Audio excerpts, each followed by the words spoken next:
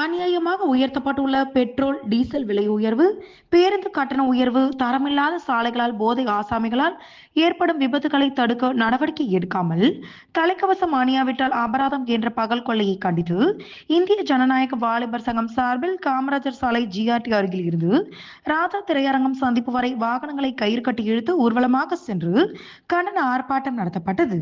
இந்த போராட்டத்திற்கு இந்திய ஜனநாயக வாலிபர் சங்க மாநில தலைவர் கௌசிகன் தலைமை தாங்கினார்.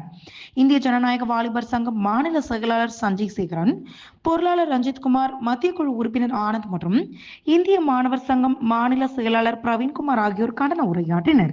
இப்போராட்டத்தில் இந்திய ஜனநாயக வாலிபர் சங்கத்தின் மாநில செயற்குழு உறுப்பினர் லீலாவதி, மாநில குழு உறுப்பினர்கள் ஜெயராஜ், ஜெயபிரகாஷ், நிலவழகன், விண்ணரசன், சத்யா, ஜஸ்டின், அஜித்குமார், இடைக்கமிட்டி நிர்வாகிகள் கமலவேலன், தாமோதரன், பாபு, ஸ்டீபன்ராஜ், அரசன் ஆகியோர் பங்கேற்றனர்.